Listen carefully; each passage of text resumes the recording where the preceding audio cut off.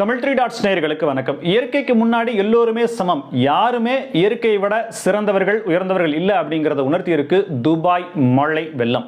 சென்னையில் தானே பெருவெள்ளம் கேள்விப்பட்டிருக்கோம். ஆனால் துபாயில் வெப்பமண்டல நாடான ஆண்டுக்கே 95 மில்லிமீட்டர் மட்டுமே மழை, அதுவும் செயற்கையாக தூண்டப்பட்டால் மட்டுமே பெறக்கூடிய துபாய் இன்னைக்கு வெள்ளத்தில் மிதக்குது.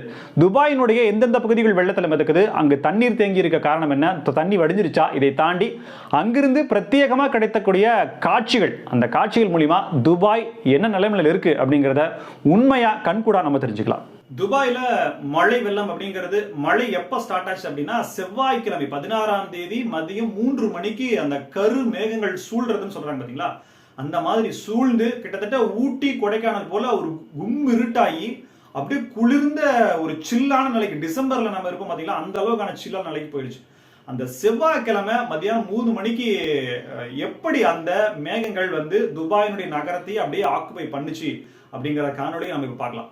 அப்படியே மேகங்களை அந்த டைம் லாப்ஸ்ல ரொம்ப ஃபாஸ்டா போடுறாங்க பாருங்க. கரு மேகங்கள் எந்த அளவுக்கு அடர்த்தியான மழை தரக்கூடிய மேகங்கள் வந்து அப்படியே சூழ்ந்து கிட்டத்தட்ட இருட்டாவே ஆகி ஒரு செகண்ட் அப்படியே கும்மிருட்டா ஆகி போயிருது. இந்த அளவுக்கு தான் இருந்தது. இதற்கப்புறம் மழை வெள்ளம் தண்ணி அது மட்டும்தான்.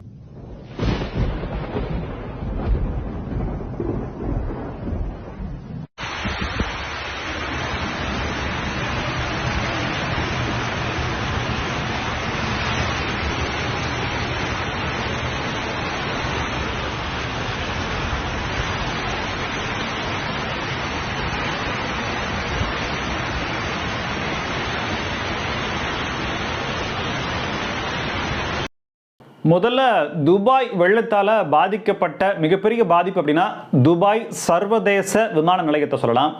உலகின் 2வது மிகவும் பரபரப்பான விமான நிலையங்கள்ல துபாய் சர்வதேச விமான நிலையம் ஒன்று.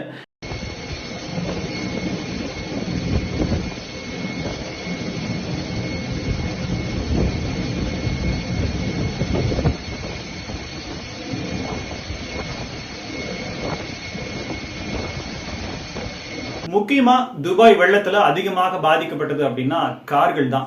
எல்லாமே விலை உயர்ந்த கார்கள், சும்மா 20 லட்சம் 30 லட்சம்லாம் இல்ல, கோடிக்கணக்கான ரூபாய் மதிப்பு இல்ல. அதாவது 8 லட்சம், அதாவது 4 லட்சத்துல இருந்து 8 லட்சம் அந்த UAE இருக்கக்கூடிய மதிப்பு இருக்கக்கூடிய ஒரு இந்திய மதிப்புல ஒரு 1.5 கோடி ரூபாய் மதிப்பு இருக்கக்கூடிய போர்ச் கார், ஆல்மோஸ்ட் உட்கார்ந்து இருக்கிற இடம் பூரா முழுகி போகுது. அது தண்ணியில அப்படியே மேல மிதக்குது. இருந்தாலும் அதுக்குள்ள இருக்கிற ஒரு டிரைவர் அதை அப்படியே டிரைவ் பண்ணிட்டே போறாரு. அப்படியே கொஞ்சம் கொஞ்சமா முன்னாடி போயிட்டு இந்த நிலத்துல முட்டை டயர் டச் ஆன உடனே அதை அப்படியே போய் அப்படியே தண்ணியில இருந்து வெளியே ஏறி போயிருது. அந்த காட்சிகள் ஒண்ணு பிரத்யேகமா வந்திருந்தது. நீங்க அந்த காட்சிகளை பார்க்கலாம். கார் வந்து முழுவதுமா அந்த தண்ணியில மிதந்துகிட்டு இருக்கிறதும், அங்க சைட்ல இருக்கக்கூடிய நபர்கள் எல்லாம் அதை போட்டோ பிடிக்கிறாங்க. என்ன பண்றாரு இவரு, உண்மையிலேயே இவருக்கு ஏதாவது உதவி தேவைப்படுமா, இவர் என்ன பண்றாருன்ற மாதிரி பண்றாங்க. ஆனா அந்த கார் அப்படியே மெதுவா ஒரு இன்ச் பை இன்ச்சா நகர்ந்து அப்படியே முன்னோக்கி போகுது. Habibi, this is Dubai, Porsche in the water. See? Oh my God. Amazing, amazing. How he go, everyone is keep watching.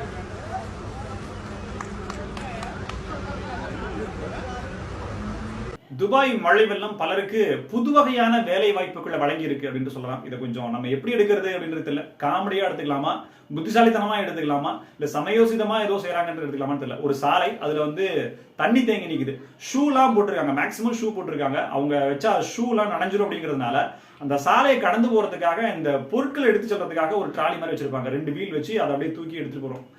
போர்ட்டர்லாம் வச்சிருப்பாங்க. அந்த மாதிரியான ஒரு டூலை வச்சுக்கிட்டு இந்த பக்கம் இருந்து அந்த பக்கம் கொண்டு போய் ரோட கிராஸ் பண்ணி விடுறாரு. அவருக்கு அவங்க காசு தராங்க.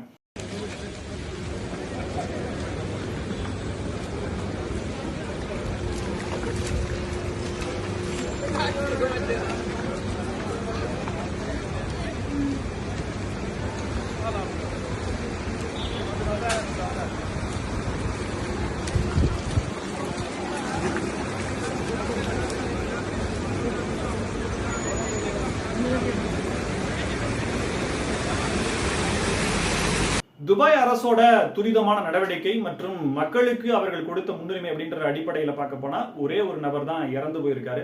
பக்கத்தில் இருக்கக்கூடிய ஓமன் நாட்டில் மிகப்பெரிய பாதிப்பை ஏற்படுத்தி இருக்கு. 18 நபர்கள் இறந்து போயிருக்காங்க. துபாய் அரசுல பொருட்சேதம், கார்கள், மற்ற மால்கள்ல தண்ணி போனது, கீழே இருக்கக்கூடிய நிலங்கள்ல தண்ணி போனது அப்படின்ற மாதிரி பொருள் இழப்பு அப்படின்றது இருந்தாலும் உயிரிழப்புகளை அரசாங்கம் மிகப்பெரிய அளவுல கட்டுப்படுத்தி இருக்காங்க. இது ஒரு புதிய அனுபவம். துபாய் அரசாங்கத்துக்கு வெள்ளம் அப்படிங்கிறது ஒரு புதிய அனுபவம். இதுல இருந்து நிறைய கற்றுக்கொண்டு அடுத்த முறை இந்த மாதிரி எந்த விதமான சீற்றமும் ஏற்பட்டாலும் கூட பாதிப்புகள் ஏற்படாதவாறு கட்டமைப்புகளை மாற்றி அமைக்கணும் அப்படிங்கிறதுல முனைப்போட துபாய் அரசாங்கம் இப்பவே களமிறங்கிடுச்சு. துபாயினுடைய சரித்திரத்துல இந்த மாதிரியான வெள்ளம் ஏற்பட்டது இல்லை அப்படிங்கிறது தான் பெரும்பான்மையான ஒரு தகவலாகவும் வரலாறாகவும் இருக்கு. இதன் மூலமா நம்ம என்ன தெரிஞ்சுக்கணும் அப்படின்னா, இயற்கையோடு இயைந்து வாழணும், அதை தாண்டி வேற ஒண்ணுமே இல்லை அப்படிங்கிறது தான். இந்த வீடியோ பத்தின உங்களுடைய கருத்துக்களை கமெண்ட் பாக்ஸ்ல சொல்லுங்க நேயர்களே. நன்றி.